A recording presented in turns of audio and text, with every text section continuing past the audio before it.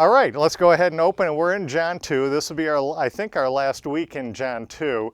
I will just start tonight by looking one more thing in this Israel's prophetic calendar kind of concept. Remember, in John 2, you should be very familiar with these points. I've had them up the last 3 weeks, but I just wanted to throw them up and refresh our memory. The main takeaway from John 2, it's an extremely important chapter because on the one hand, the first thing we learn is we have the extremes of the hearts in Israel. We have Mary on the one side as kind of the representative of that believing remnant of Israel. We know a lot about what's in Mary's heart. Luke 1, 2, and 3 tell us a lot about what's in Mary's heart.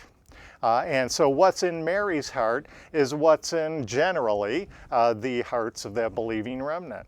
So that's one extreme. Now we're at the cleansing of the temple, and Jesus encounters the religious leaders there. And now we have the other extreme in Israel, and we know a lot about the religious leaders' hearts too, because we studied Matthew already, and we know what's in their hearts, and there's not a lot of good things he could say about what's in their hearts. So that's kind of the other extreme of the hearts in Israel and during Christ's earthly ministry. And the reason that's important is because now, as we meet every other character as we go through the book of John, next is Nicodemus, the Samaritan woman, and on through all those other characters, they're all going to fall somewhere in that spectrum between Mary and the vain religious system. And that adds a little bit of interest and excitement to the, I guess you'd call it, the plot of the book of John. The second thing that we learned from the book of John, the second thing John is trying to do with the second chapter is he's turning our eyes to God's program with Israel. In his encounter with Mary, remember he says, "My hour has not yet come." He draws our attention not to Paul, not to anything going on in the dispensation of grace, his mystery program that was never spoken of before. He's drawing our attention to the hour, to the appointed time that's revealed in Daniel's time schedule, Israel's prophetic clock. And then in the last half of chapter 2 here with the temple and the religious leaders, it begins and ends with a statement about the Passover. And so there, the first half, he draws our attention to Israel's prophetic clock. The second half, he's going to draw our attention to Israel's prophetic calendar. And we looked at that. We're not even going to talk about this. We're here at the Passover. This is where the Passover is. We just looked at these basic breakdown of these feasts, these 7 feasts. They're kind of easy to remember because you got 2 groups of 3, one in the spring and one in the fall, and Pentecost falls in between. So right now, he's gone. Look at John 2, verse 13. And the Jews' Passover was at hand. And then he cleanses the temple. He goes into the temple, cleanses, interacts with the Jewish leaders, says some things about his upcoming death and resurrection. And then look how it closes down in verse 23. Now, when he was in Jerusalem at the Passover. So he goes before the Passover, cleanses the temple, and then not long after that, it's the Passover has come. So we're picking up on this, and today we've spent last week looking at the Passover. Today we're going to look at unleavened bread and the kind of first fruits concept.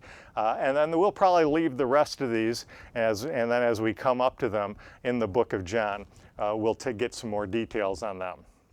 All right, so God gave Israel prophetic calendar, and that's what we're going to focus on today. This drawing our attention through the Passover, which is the first of the year. At the beginning of the year, it's the first of the feasts in this cycles.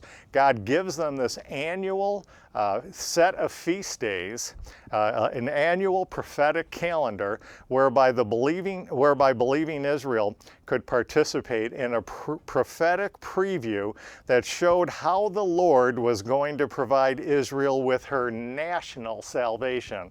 Remember, we've talked about this in the past. When you're in the non-Pauline scriptures, what's manifested, what's fully revealed, what's fully explained is Israel's national salvation.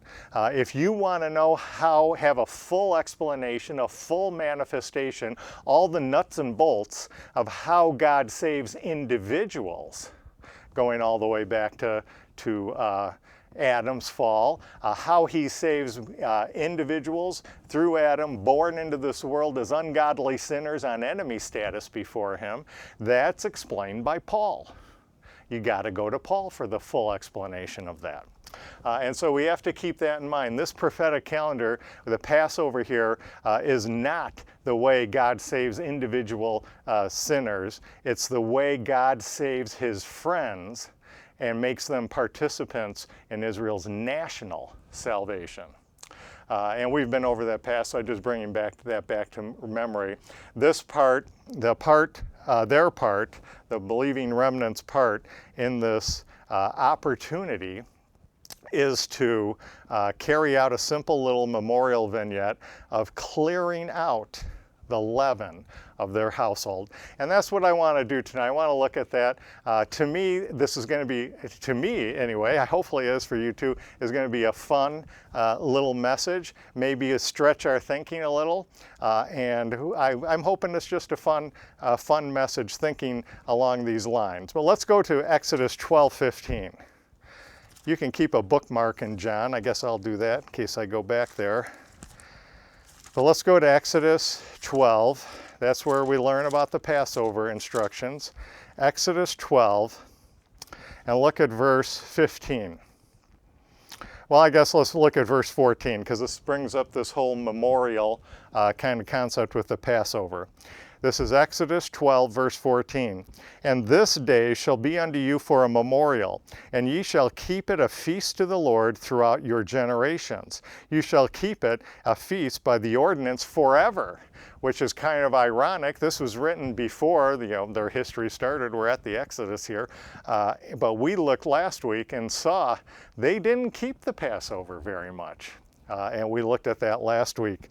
There were a lot of big gaps in their keeping of the Passover. And then after their return to the land from the Babylonian captivity, they began to observe it annually, but it was taken over by the vain religious system and just became another one of those external, vain, ceremonial things that were done without faith, unacceptable to God.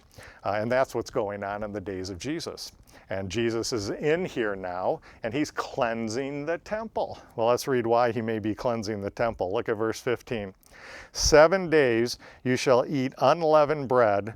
Even the first day you shall put away leaven out of your houses. For whosoever eateth leavened bread from the first day until the seventh, the soul shall be cut off from Israel.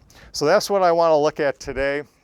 I want to look at this leaven concept, and we'll just kind of introduce this and go from there. So let's go ahead and look at this leaven. When using, you understand leaven when it's used as a metaphor, which is the way we usually use it. We're usually not literally talking about its literal thing. We're usually referring to it as a metaphor, but to really understand the metaphor, you have to first establish the literal sense, the literal meaning. And I kind of going to go off on a little way here. If you follow along, and if you don't like it when it's done, go ahead and throw it away. This isn't anything I'm going to fight over. I just found this to be a fun, I think I even called this a kind of thought exercise, a thought experiment with the word leaven, and what leaven, more importantly, what leaven does. And looking at it a little way that it's not typically looked at. Maybe my problem is I make a lot of bread. I love making bread. I'm an expert at making bread. And I have my own leaven. And I love that leaven. And I have even named that leaven. And I've had that leaven for a decade. So maybe I have a special place in my heart for leaven and want to work on it a little bit here. But whatever the reason is, stick with me on this and see if it doesn't open up the scriptures a little. That's all I'll say. When we use the word leaven, when it comes to the use of the word leaven in the Bible, we usually ignore its literal meaning. Usually that doesn't even come into play, and we just jump right to the metaphorical meaning. And usually it's an automatic response. Leaven equals sin. It's treated almost as though they're synonyms. They mean the same thing. If it says leaven, you can just insert sin. And I guess if it says sin, you can just insert leaven. They're equal things. They're basically synonyms. So let's take a look at the word leaven again. That's the automatic way it's looked at. I had a college professor tell me once, because I was looking for an idea for a paper, a topic for a paper, and he said, the best way to find a topic for a paper is find something everybody agrees on. Everyone thinks they've got it figured out, kind of like a universal law that everybody thinks is the way it is. And he says usually when it comes to that point, nobody even discusses it anymore because everyone thinks they know what it means.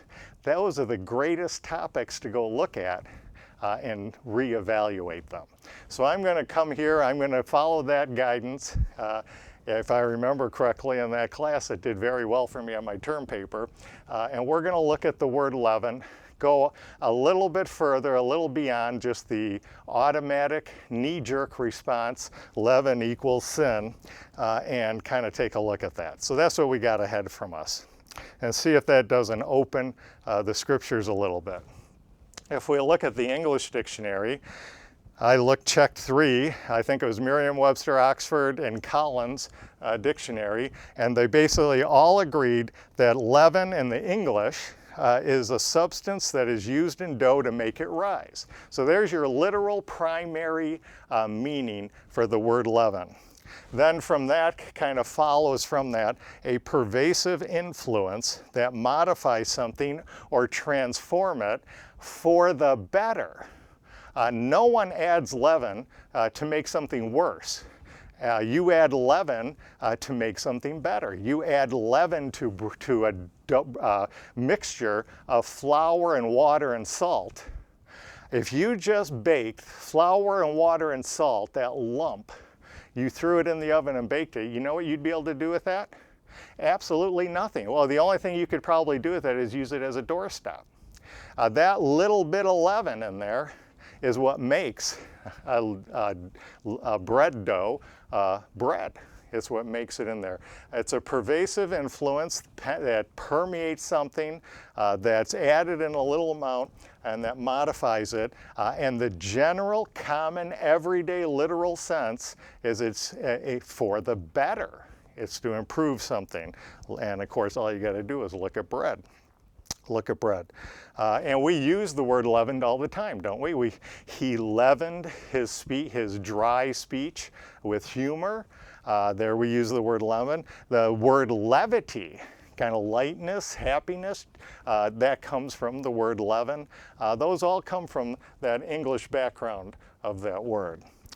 Perhaps more importantly is the Hebrew background to that word. The Hebrew background comes from a word that I was surprised to learn this. Comes from a word that means what remains or is left over, a remnant. A remnant?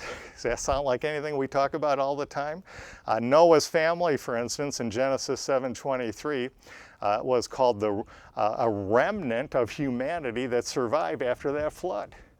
Noah's family was going to be that little remnant that was going to produce all of humanity, the whole of humanity.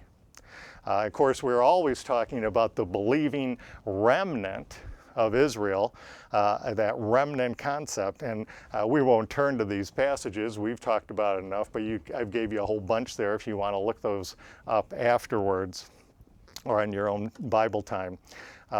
So the basic bottom line with leaven in the Hebrew is it carries over into that English idea, something very small that is so powerful it affects something big, the whole thing, causing it to rise.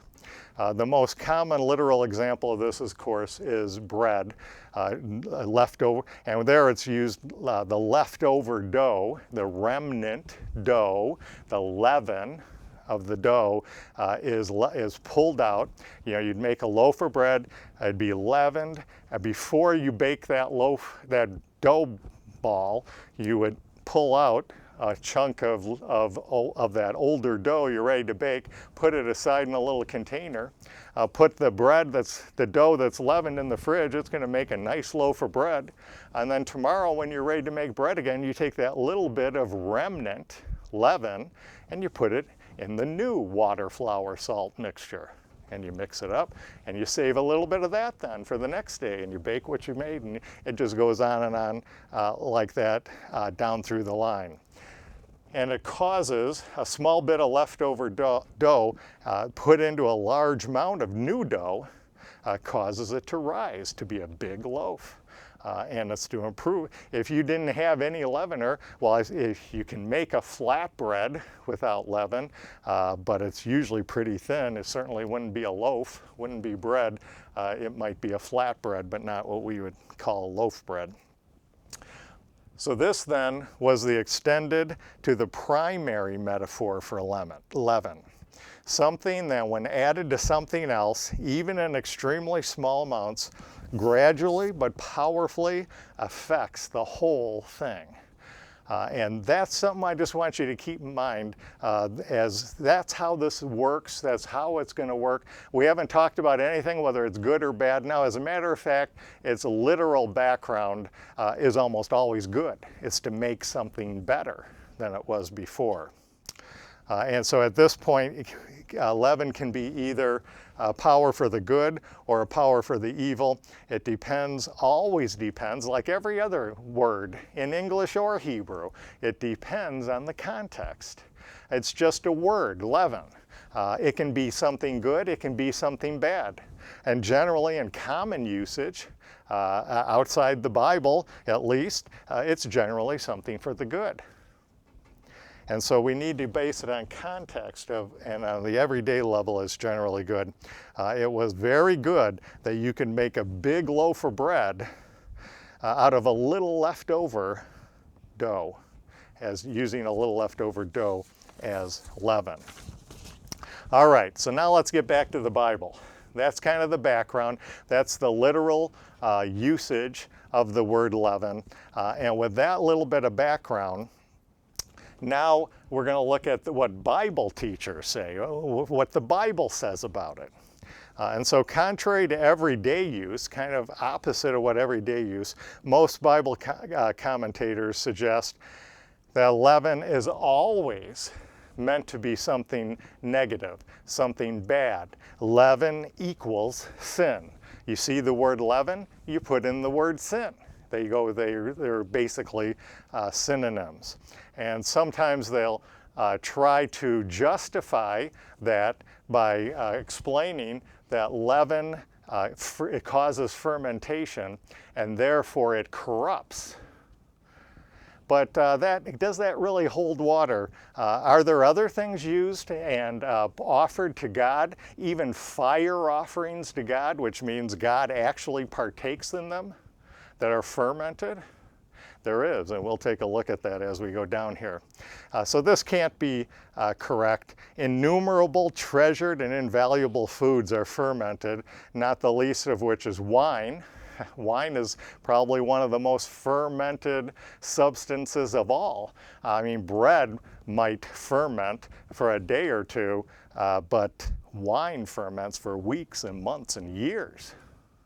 It's highly fermented, but it's required in offerings, even offerings that go on the fire. And the idea with the fire offerings is they're actually participated in by God because they goes up in the flames. And it's participated in by God. And here you have wine is way more highly fermented than leavened bread.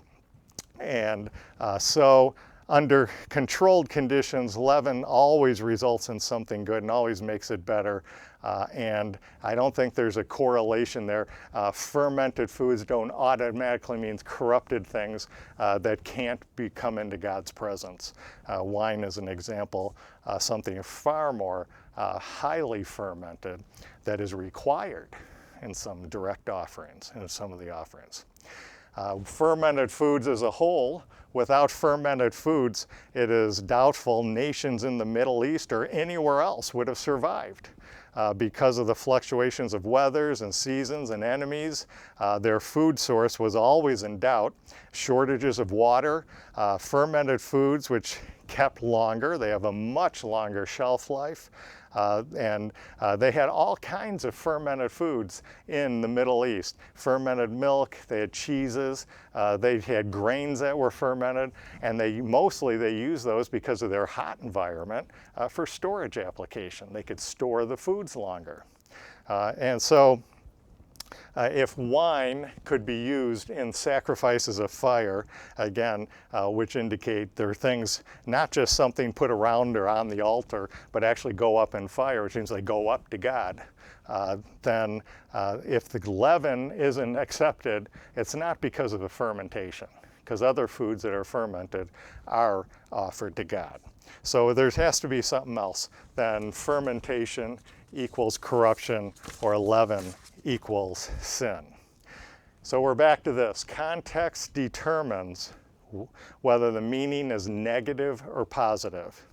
And so we could go back and forth here. We can go, yes, this is the one most people bring out. Yes, Israel was commanded not to add leaven for some sacrifices and feasts. And of course, the feasts we're talking about now, Passover and the Feast of Unleavened Bread, they commanded not to put in leaven. And there's some grain, like the grain offering, no leaven is allowed. But what is not often correlated with that, there's other offerings and other feasts that God commands leaven to be put in. And that was the peace offering and the Feast of Pentecost. So you're kind of, it kind of goes back and forth a little. Yes, when we get to the gospel accounts, Jesus refers to the leaven of the Pharisees. A little bit of their teachings, have corrupted the whole nation. But in that same gospel, he also refers to the kingdom of God as being like leaven. Growth that results in something good. And so there's a little bit of back and forth here. And so just keep that in mind. I'm not going to argue this point. As a matter of most commentators automatically equate leaven and sin as though they were literally the same thing, rather than just metaphorically they're similar in certain instances or certain characteristics. I guess that would be. A metaphor doesn't have to be so similar, isn't exactly the same as something else in every point in detail. A metaphor is just something that has at least one characteristic like what its literal counterpart is. It doesn't mean it has to be like that thing in every detail. It just has to be metaphorically similar in some one or more details. So, but I'm not going to argue that point. I'm not going to worry about that. I'm going to go a little bit sidestep from that.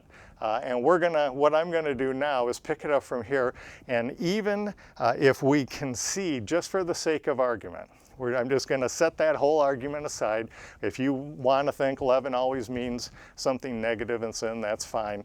I'm going to set that whole thing aside. I'm going to concede that every time in the Bible it's used negatively. I'll go ahead and concede that for argument's sake. I don't really think that, but let's concede it for argument's sake and look at something else that I want to bring out about this leaven concept. So we can concede that if we concede it and think that every time the Bible uses the word leaven, it's always with negative connotations.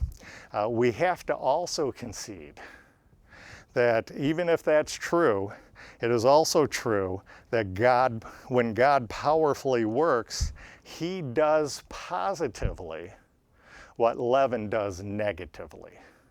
And you'll see if that doesn't quite make sense right off the bat, you'll see as we go through there. This is where the thought experiment comes in. This is where we're going to have to think a little bit, go a little bit below the surface. What I'm going to suggest is that even if we concede every place the Bible uses the specific word leaven, it's always in a negative. We'll just concede that. But what I'm going to suggest is that what leaven does, and when God powerfully works, he does what leaven does, only positively, from a good standpoint. And you'll see why that's kind of important.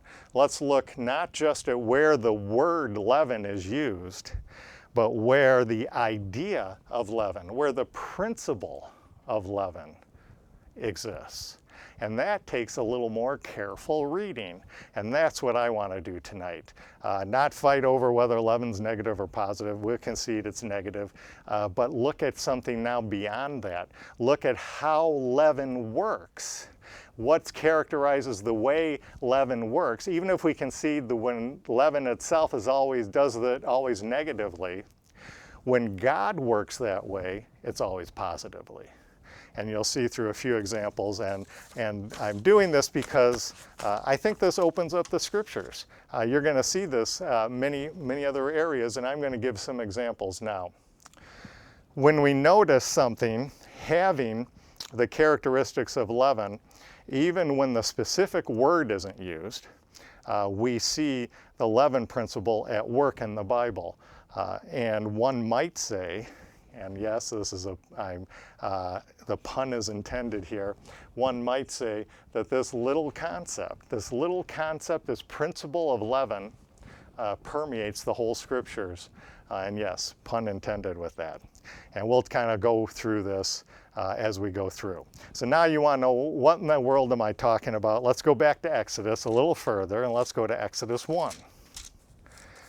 Exodus 1. Remember, we were in Exodus 12, and it was the whole no leaven for Passover, no leaven for unleavened feasts, those spring festivals. And now, keeping that in mind, 12 chapters earlier, at the beginning of the not Pentecost, at the beginning of the Exodus. And let's just look at a couple things, and let me just show you what I'm talking about. We're going to just set aside leaven itself, and we're going to look at the principle of leaven. The leaven principle is what I'm going to call it. Let's go back to Exodus 1. Exodus 1, and pick it up at verse 1. Now, these are the names of the children of Israel, and I'm not going to read through that. We'll just finish that phrase, which came into Egypt. So these are the Israelites. This is the Israel that existed at that time, the sons and family of Jacob, and they go from Canaan to Egypt. And look how many there are here. Verse 5. And all the souls that came out of the loins of Jacob were 70 souls, for Joseph was in Egypt already. So there you got 70 souls that come into Egypt, that are brought into Egypt. 70 souls. You know what that, for a nation especially, that's a pretty small amount. In Egypt itself, I looked this up in an encyclopedia. For Egypt itself, I think they said there was estimated between 3 and 5 million people, Egyptians, in Egypt. Here you have a group of 70 people come and enter into Egypt. All right, so just keep that in mind, and we're going to try and show here is that this leaven principle is all over the place. 70 people come into massive Egypt, and what do? What do these 70 people do? I'll just say, as you start to think through this, what does a little leaven do in a lump of dough? Look at what it said. Look at verse 7. See, 70 people, they enter into Egypt in verse 7, and the children of Israel were fruitful and increased abundantly and multiplied and waxed exceedingly and mighty, and the land was filled with them.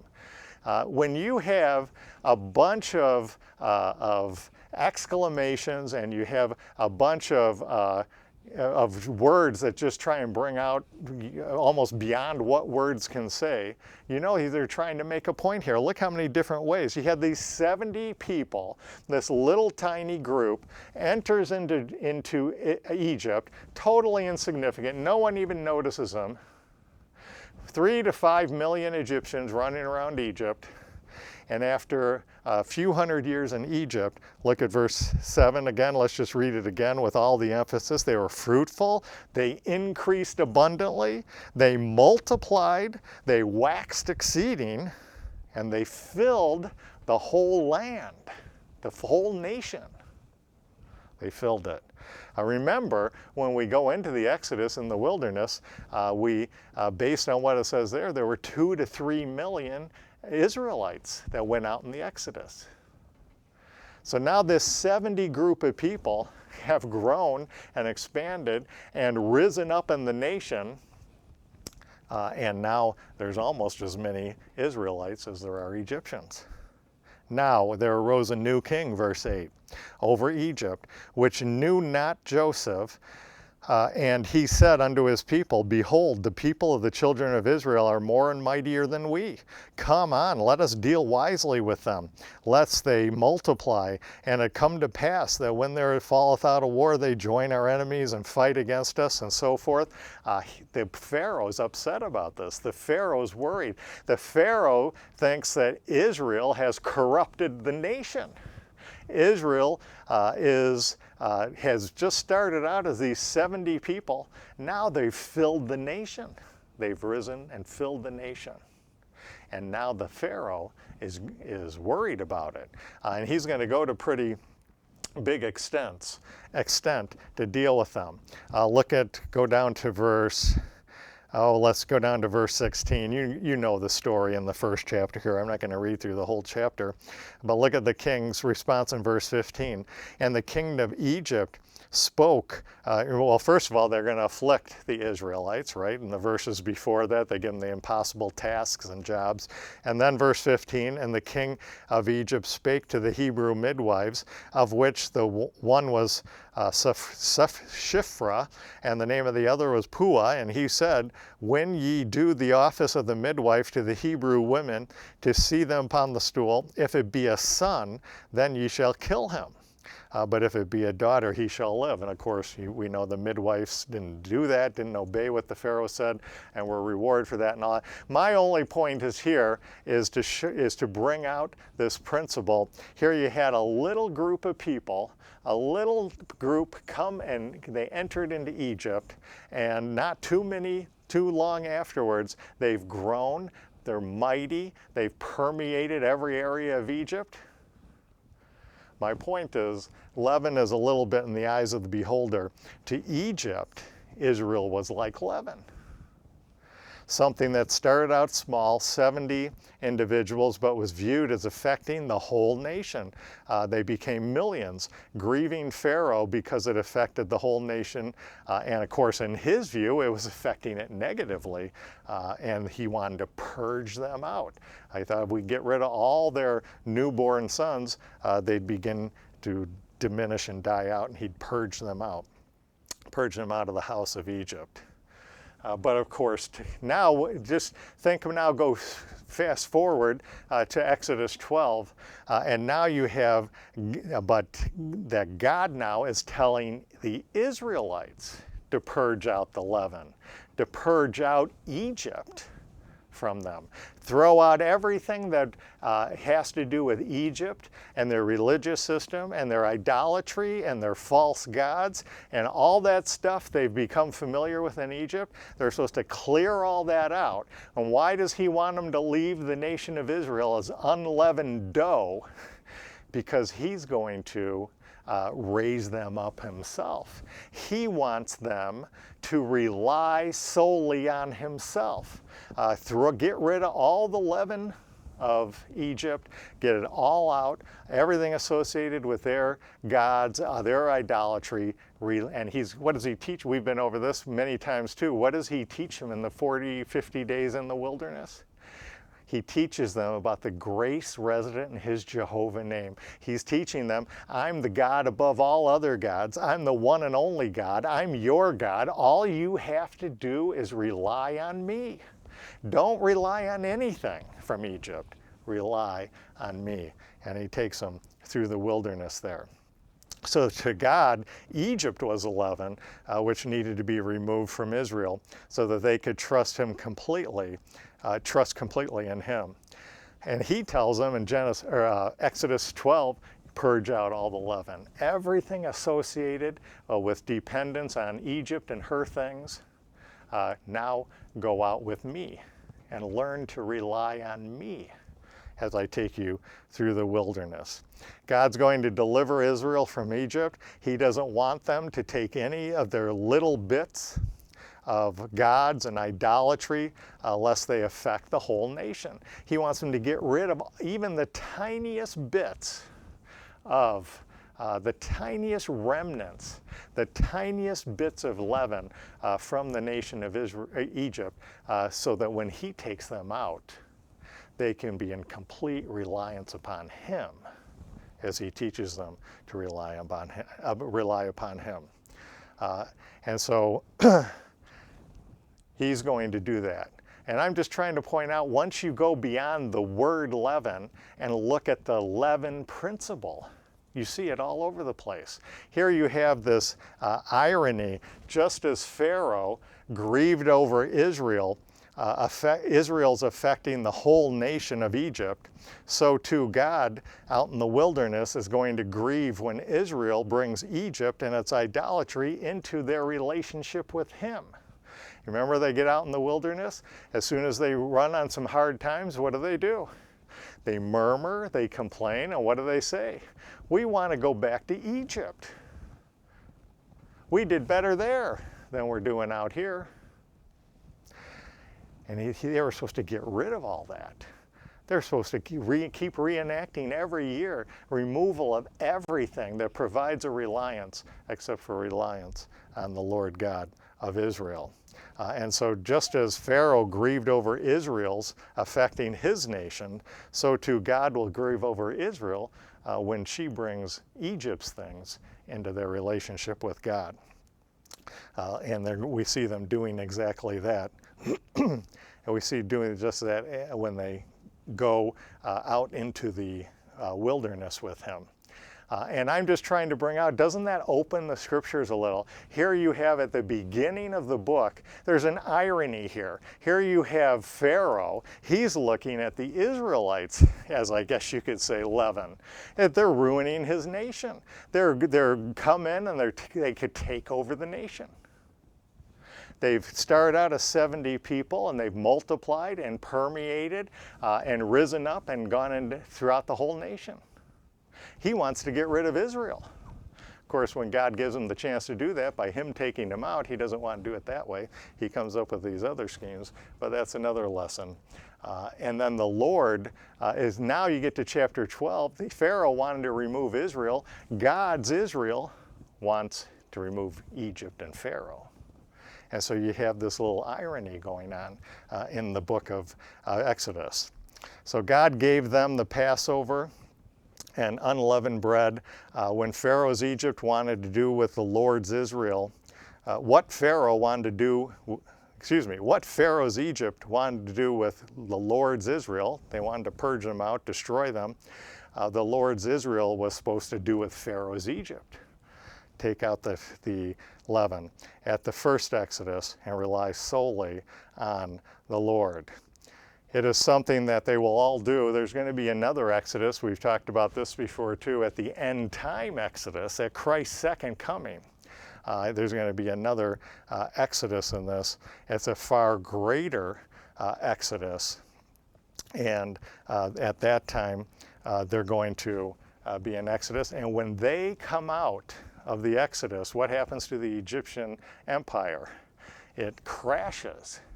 Well, that end time Exodus, when they are called out of the nations, called out of the apostate nation of Israel, called out all those Gentile nations at Christ's second coming, and he calls them out, they've been reduced as far as Satan can reduce them. They've been diminished, they've been attacked, they've been persecuted. They think they've made the believing remnant insignificant and unimportant. God's going to call them out. And guess what it's going to do at the second coming? It's going to cause Satan's whole world system to collapse. And you got a little picture here of the big picture that's going to go on at that time. It's going to bring up at the end of time. Removal by death of the small remnant of Israel deflated will cause the whole nation to fall. Look how this works. Go to Exodus 9 now. Go Exodus 9. Exodus 9 verse 16. He's explaining here what his purpose is. Exodus 9 verse 16.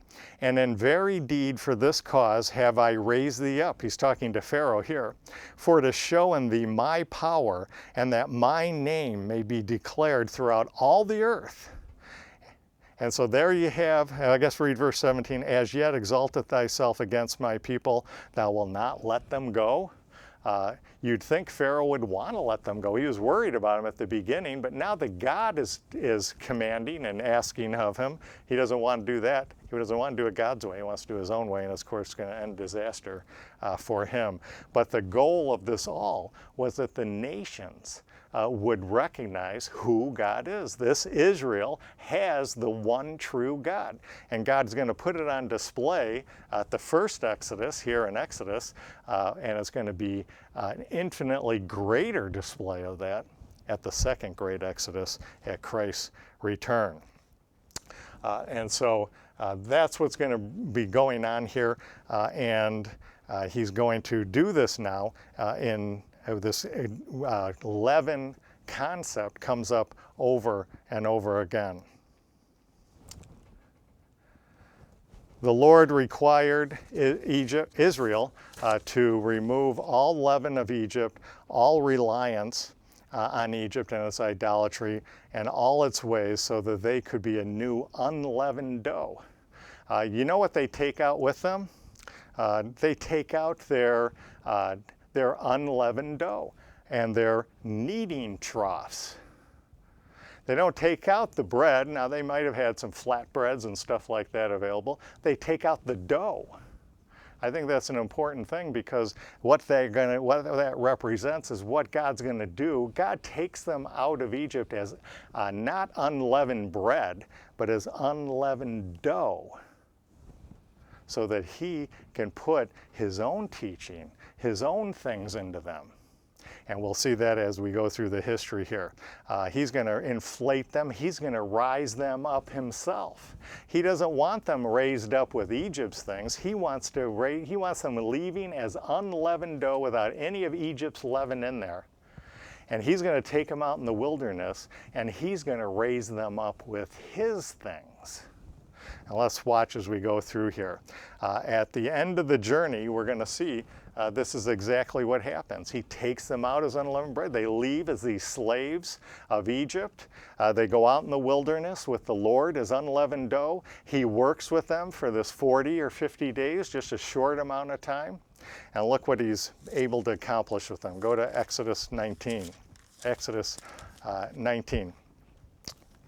So now we're at the end of the journey. It's just been a few weeks. He's taken them out of Egypt, unleavened dough, but look what he's done with them. Look what he's done with them. Remember, what is leaven? Our literal definition of leaven is something inserted to make something rise, something inflate, something to be carried along, permeated and carried along. Now look what the Lord says he did with Israel. Go to Exodus 19. Look how when he gives a summary of this, says in Exodus 19:4, he says, you have seen what I did unto the Egyptians, and how I bare you on eagle's wings and brought you to myself. That bear there, That has the idea of bearing along. The literal translation there is rising up. He rose them up in those wilderness wanderings. They were he wanted them to leave Egypt, get rid of all of Egypt's leaven, anything that could affect them from Egypt, go out in the wilderness as unleavened dough, and he put his own things in them that bore them along, that carried them along, that raised them up, lifted them up. And now he's brought them all the way to Sinai through all those things. And you just think of all the things that happened during those last 40, 50 days in that meantime. They took their dough, they took their dough with them. Keep your finger here, but go to Exodus 12 and just, we can see that, how they left Egypt. Exodus 12, verse 34. Exodus 12, keep your finger in chapter 18 and 19, we'll be back there. Exodus 12, verse 34. And the people took their dough with them. Notice it doesn't say they took their breads. If you have unleavened dough, you could make skinny flatbreads. You can't make a loaf, but you can make flatbreads. It doesn't say they took their breads. It says they took their dough. And it's unleavened dough. Then you get to the end of the journey. Well, let's just finish reading. Let me just finish this verse here. Before it was leavened, they're kneading troughs. So why would they need kneading troughs if they have unleavened dough? You don't need to knead anything. The reason you knead is to distribute the leaven.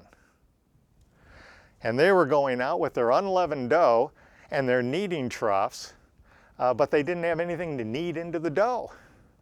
Well, that's what God gave them. He taught them about the grace resident in his Jehovah name. He said, get rid of all that stuff you rely on from Egypt, their gods, their idolatries, all that kind of pagan nonsense.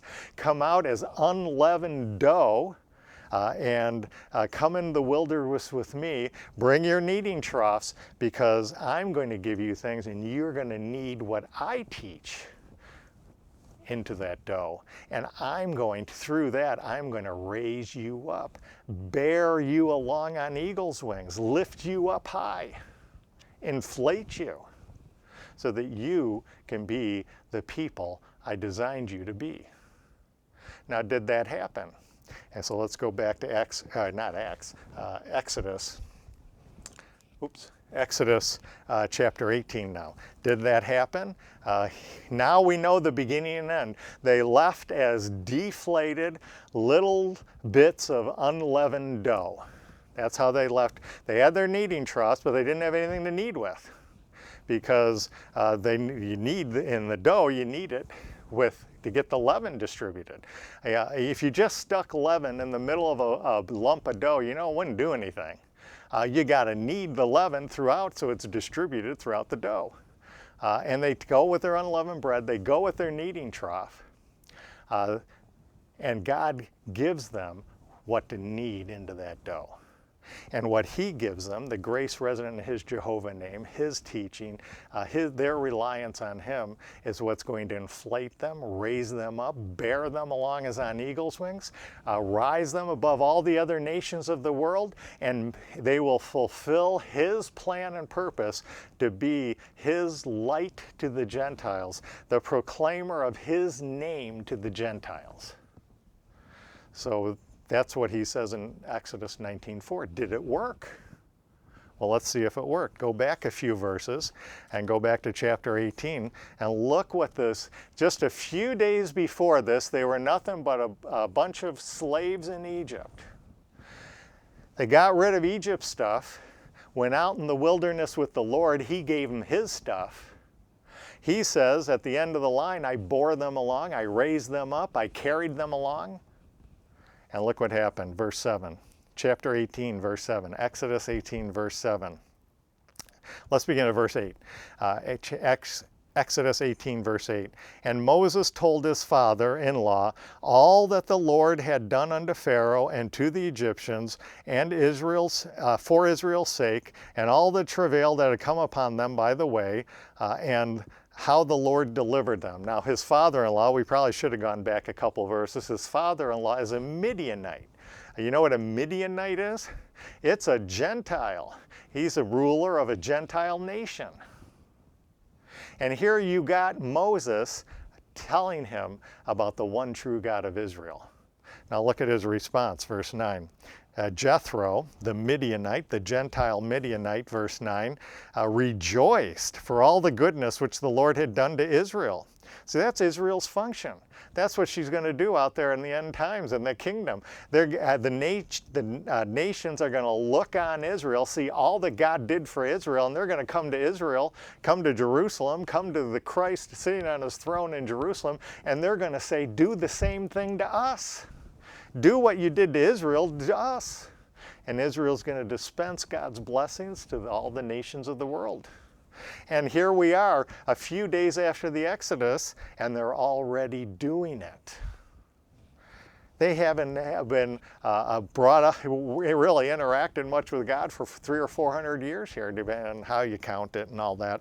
But now Jethro's rejoiced. Now a Gentile, verse 9, is rejoicing for all the goodness which the Lord hath delivered Israel from the Egyptians. And Jethro said, blessed be the Lord, who hath delivered you out of the hand of the Egyptians, and out of the hand of Pharaoh, and out of the hand of the Egyptians. Now I know that the Lord is greater than all gods, for in this thing wherein they dealt proudly, he was above them all.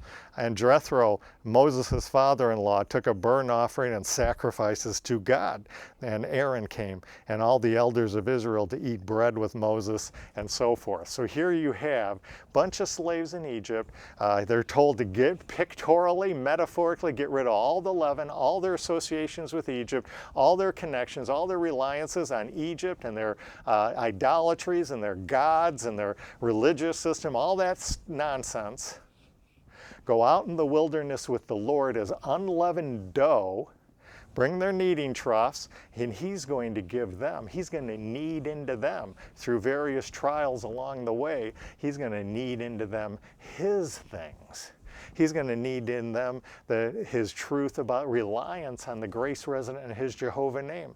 He's going to knead into them how they need to rely on him if they're going to be the people he designed them to be. He kneads into them during those wilderness wanderings all the things they need to see about their one true God. And by the time you get to the end of this journey, he's filled them up, carried them along, raised them up, and they're all ready. Before they ever got the law at Sinai, before that was even in there, they're already fulfilling God's mission for them, proclaiming God's name to the Gentiles. Here you have a Gentile Midianite worshiping God together with Israel and through Israel. Exactly what their ultimate goal is. So I'm just bringing out this concept. Even if the word leaven isn't used, what leaven does negatively, remember we conceded leaven's always negative. Negative, it's Egypt's leaven. God's work isn't called leaven, but his work in him does what leaven does, only positively. It works positively. It raises them up and inflates them. It carries them along. And so I think, to me, that's interesting. I think it opens up these Bible passages. And when you start looking for it, looking not so much for the word leaven, but for what leaven does, and then looking at the context, good or bad, and you see this throughout the scriptures. Just in some other examples from Exodus, a little blood smeared on the door. Just a little bit smudge of blood on the doorpost, on the cross of the door, and it saved the whole nation. At the golden calf incident, remember what happened at the golden calf incident? The whole nation carries out this idolatrous act. God says, get out of the way, Moses. I got to go down and consume them. He's got a lightning bolt in each hand. Boom, boom, done. And what does he say? He says, I'll begin a new nation with you, Moses. One little old Moses, and it's going to result in a whole new nation. The I would suggest the leaven principle. Even though the word leaven isn't used there, it's the principle. God can take little things and grow them into something large and increase them to something large. Jesus' death and resurrection. We won't turn there because of time, and I want to get to one last example to close with. Jesus' death and resurrection in John 12:24, he talks about that unless one seed fall into the ground and die, he's alone. But if he goes into that ground, is buried and died, and rises again, he rises again with a multitude of seed. While the word leaven isn't used there, I would suggest the leaven principle is used there. God working not to do something negative, but to do something positive. It's the leaven principle, something small that ends up affecting something very large. And so as you go through here, you can see these examples. I listed out about 15 more just in the book of Exodus. So I'm going to leave that to you, though. I'm just giving you this principle. I think it opens up. I think it makes it more enjoyable. You begin with Pharaoh complaining about what he views as the leaven of Israel, grown to such a big thing in his nation. And then you have God kind of ironically saying, now get rid of he considers Egypt the leaven. Get rid of that. And then you see he's going to now bear them along, carry them up, inflate them, rise them up, make them into his nation. I don't know, to me when I look at the whole picture and start to notice these things, it adds a lot to it. But let's look at an example from not Exodus or the gospel accounts. Let's look at the example, and we'll close with this one with Paul here. Go to Romans 5. Romans 5. Romans 5. And let's just look at another instance, I think, where the word leaven isn't used, but I think the leaven principle is used. And it's used in two different ways, one positively and one negatively. So let's go to verse 12. Romans 5, verse 12. Wherefore, as by one man sin entered into the world, and death by sin, and so death passed upon all men. And it's going to talk there about one man and one transgression. So you have this one man and one transgression. Now what is this one man, this little bit, what is he going to be able to do? It says this one man, sin entered the world, and death by sin, and so death passed upon all men, for that all sinned. One man, one sin, and that turned into that little bit turned into having powerful to permeate and affect the whole fallen old human race. One man, one act of iniquity, one act of transgression, and it affected the whole old humanity. I actually have a commentator that has before verse 12, he actually has as his own little note, the leaven of sin. He has that right at the top of this section. So it's the leaven of sin. But you know what you read? Let's read the couple verses later and let's see something else. Look at verse 15. But not as the offense, so also is the free gift. For if through the offense of one, so here you have one man and the offense is Adam, but now you're going to read about one man who does one act of righteousness. Of course, that's the Lord Jesus Christ. One many be dead through the one offense, much more the grace of God and the gift by grace, which is by one man, Jesus Christ, has abounded to many. So here you have one man, one act of righteousness that permeates and is powerful enough to affect the whole new humanity. I'd suggest that's that leaven principle, even though the word leaven is here. Why did that commentary head verse 12 with the leaven of sin when you have the same principle at work in the next one, but he doesn't call it the leaven of righteousness because leaven is associated with something negative. But here, so I'm just going to call it the principle of leaven, the leaven principle. Something that starts out that as a remnant, a small bit of something that you put in something large, and it's powerful enough to permeate and affect the whole thing.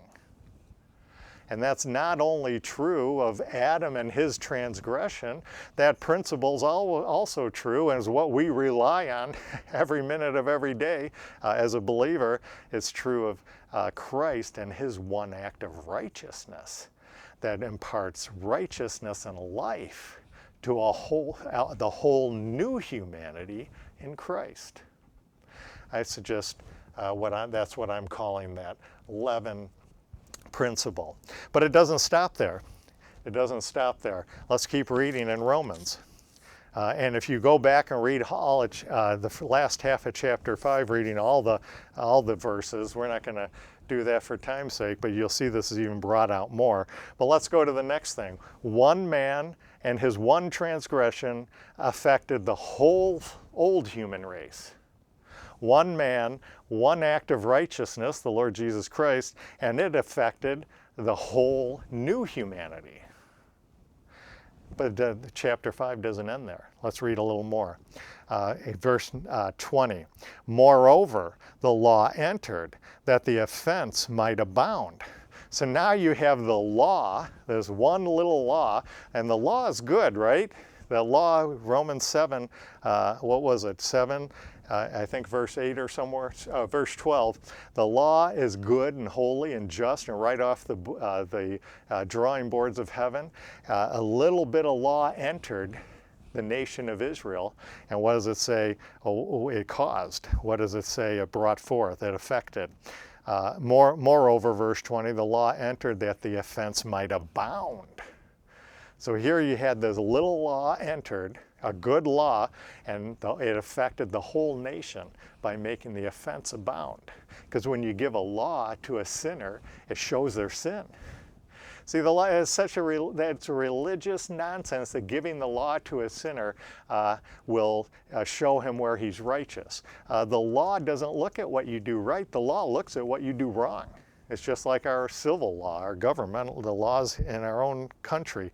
And so a little good law created a bunch of iniquity, sin. And then what did those offenses create? Well, keep reading verse 20. But where sin abounded, grace did much more, but grace super abounded.